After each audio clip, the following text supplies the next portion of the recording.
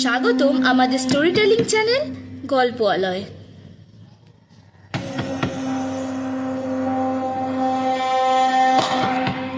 লীলা মজুমদার রচিত সব ভূতুড়ে গল্পগ্রন্থ থেকে গৃহীত আজকে আমাদের গল্প হলো পাশের বাড়ি। লীলা মজুমদার ছিলেন বাংলা সাহিত্যের এক বিশিষ্ট লেখিকা। বিশেষ করে শিশু কিশোর সাহিত্যে তার অবদান অসামান্য। তিনি 1908 সালের 26শে ফেব্রুয়ারি কলকাতায় জন্মগ্রহণ করেন। তার পরিবার ছিল সাহিত্য ও সংস্কৃতিতে সমৃদ্ধ। তিনি বিখ্যাত উপেন্দ্র কিশোর রায়চৌধুরীর আত্মীয় এবং সুকুমার রায়ের ভ্রাতুষ্পুত্রী ছিলেন। শুরু হচ্ছে পাশের বাড়ি।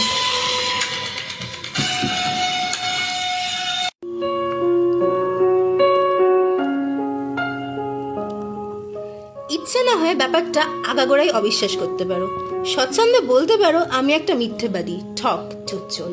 তাতে আমার কিছুই এসে যাবে না। যা যা ঘটেছিল সে আমি 100 বার বলবো। আসলে আমি নিজেও ভূতে বিশ্বাস করি না, বুঝলে। মার মেজমাসিরা হলেন গিয়ে বড় লোক। বালিগঞ্জে বিরাট বাড়ি, তার চারদিকে গাছপালা, সবুজ ঘাসের লন, পাতাবাহারের শাড়ি, মস্ত মস্ত শ্বেত পাথর দিয়ে বাঁধানো ঘর। তার সাজসজ্জা দেখে তাক লেগে যায়। তাছাড়া মেজমাসিদের ক্যাসা চাল, হেঁটে কখনো বাড়ির বার হন না, জলটা গড়িয়ে খান না। কিন্তু কি ভালো সব টেনিস খেলেন, পিয়ানো বাজান, আর কি ভালো খাওয়া দাওয়া ওদের বাড়িতে। আসলে সেই লোভেই আজ গিয়েছিলাম, নইলে ওদের বাড়িতে এই খাকি হাফ প্যান্ট পরে আমি রাম। যাই হোক, বিকেলে সবাই মিলে ওদের দক্ষিণের বারান্দায় বেতের টেবিল চেয়ারে বসে মাংসের সিঙ্গারা, মুরগির স্যান্ডউইচ, ক্ষীরের পান্তুয়া, গোলাপি কেক আরো কত কি যে সাটালাম তার হিসেব নেই। কিন্তু তারপরই হলো মুশকিল, কোথায় এবার গুটি গুটি পায়ে বাড়ি যাব তা নয়। গান বাজনা, নাচ, কবিতা বলা শুরু হলো।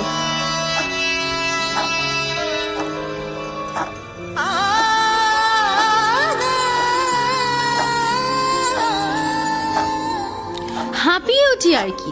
শেষটায় কিনা আমায় নিয়ে টানাটানি। আমিও কিছুতেই রাজি হব না। মার মেসোমশাই আবার ঠাট্টা করে বললেন, ওহ, গান বাজনা হলো গিয়ে মেয়েদের কাজ, আর উনি ভারী লায়ক হয়েছেন। আচ্ছা দেখি তো তুই কেমন পুরুষ বাচ্চা, যা তো দেখি একলা একলা ওই ভুতুরে বাড়িতে, তবেই বুঝবো কত সাহস। আর সবাই তাই শুনে হ্যাঁ হ্যাঁ করে হেসেই কুটোপাটি।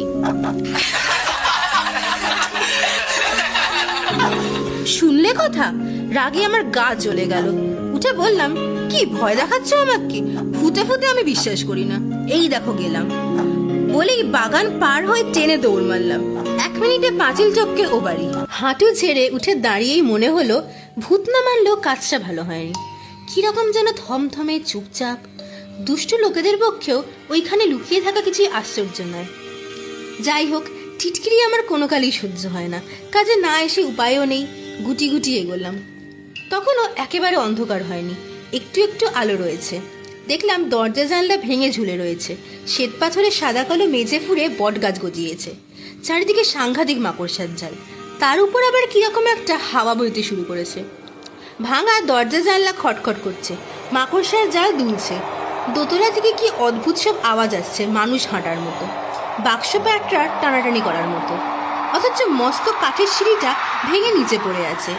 এদিক দিয়ে উপরে উঠবার জন্য চারিদিকে ঘোরানো সিঁড়িটাও ভাঙা। মিথ্যা বলবো না, বুকটা একটু টিপ টিপ করছিল। ঘর থেকে বেরিয়ে আবার বাইরে এলাম। এমন সময় দেখি চাকরদের সিঁড়িটার পাশেই একটা গাছ ছাটা কাঁচি হাতে একজন উড়ে মালি। উফ, হাঁপ ছেড়ে বাঁচলাম। তাহলে বাড়িটা একদম খালি নয়, জানলায় হয়তো ওকেই দেখা যায়। আঁকড়ে মাকড়ে হয়তো দোতলায় ওঠে। মালিক কাছে এসে হেসে বলল, কি গো খোকা বাবু, ভয় পেলে নাকি? আমার নাম অধিকারী, হেথায় কাজ করি।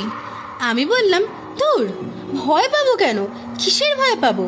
সে বলল, না, ভয়ের চোটে কেউ আর আজকাল এ পাশে আসেই না, তাই বললাম।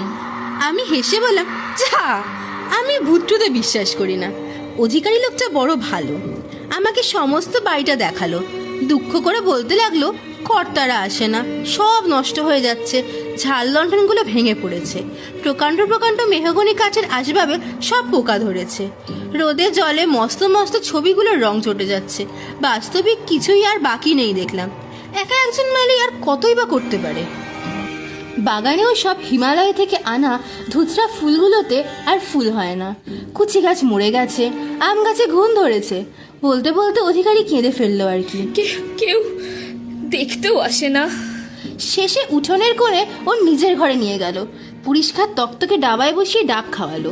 ভাবছিলাম লোকেরা যে কি ভূতই হয়, আর কি দেখে যে ভূত দেখে সেটা ভেবে হাসিও পাচ্ছিল। তারার আলোয় চারদিক ফুটফুট করছিল। আমার পাশে বসে অধিকারী বলল, কেউ এ বাড়ি আসে না কেন বলো দেখিনি? সেকালে কত জাঁকজমক ছিল, গাড়িতে গাড়িতে ভিড় হয়ে থাকতো। গাড়োয়ানরা সইসরা এখানে বসে ডাব খেত, তামাক খেত, চারদিক গম গম করতো। আমি তাকে বললাম, ওরা বলে কিনা এ বাড়িতে ভূত আছে, তাই ভয়ের চোটে আসে না। শুনে অধিকারী বেজায় চটে গেল, উঠে দাঁড়িয়ে বলল, ভূত? এ বাড়িতে আবার ভূত কোথায়? নিজের বাড়ির জানলায় বড় কর্তা নিজে দাঁড়ালেও লোকে ভূতের ভয় পাবে, বললেই হলো ভূত। আমি তোমাকে বলছি খোকা বাবু, 100 বছর ধরে এ বাড়ির কাজ করছি, একদিনের জন্যও যায়নি দেশের বাড়ি, কিন্তু কই একবারও তো চোখে ভূত দেখলাম না। বলে একবার চারদিকে চেয়ে বলল, যাই, আমার আবার চাঁদ উঠবার পর আর থাকার জো নেই। বলেই সে তোমরা বিশ্বাস করো আর নাই করো, লোকটা আমার চোখের সামনে মিলিয়ে গেল। দেশলাই কাঠিতে ফু দিয়ে আগুনটা যেমন মিলিয়ে যায়, ঠিক সেই রকম করে চারদিকে বাতাস বইতে লাগলো, দরজা জানলায় তুলতে লাগলো, পূব দিকে চাঁদ উঠতে লাগলো, আর আমি ঊর্ধ্বশ্বাসে ভাঙা সদর দরজা দিয়ে বেরিয়ে পালালাম। এই দেখো, এখনো হাঁটাচ্ছি।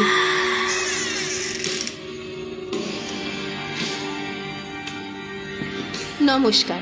আজকের গল্পের মুখ্য চরিত্রে ছিলেন আত্রেয়ী নায়েক, মেসোমশাইয়ের চরিত্রে ছিলেন অর্কপ্রিয়া দে, এবং অবশেষে মালি হরফে ভূতের চরিত্রে ছিলেন শ্রীময়ী রয়। একটি নিবেদন, আমরা অত্যন্ত দুঃখিত যে আমাদের সবকটি পুরুষ চরিত্রগুলির কণ্ঠ নারীর কণ্ঠে দেওয়ার জন্য। আমাদের এরকম উৎসাহিত করার জন্য চ্যানেলটিকে লাইক, শেয়ার এবং কমেন্ট করুন। আর চ্যানেলটাকে ভালো লাগলে এবং আরও এমন গল্প শোনার জন্য সাবস্ক্রাইব করুন।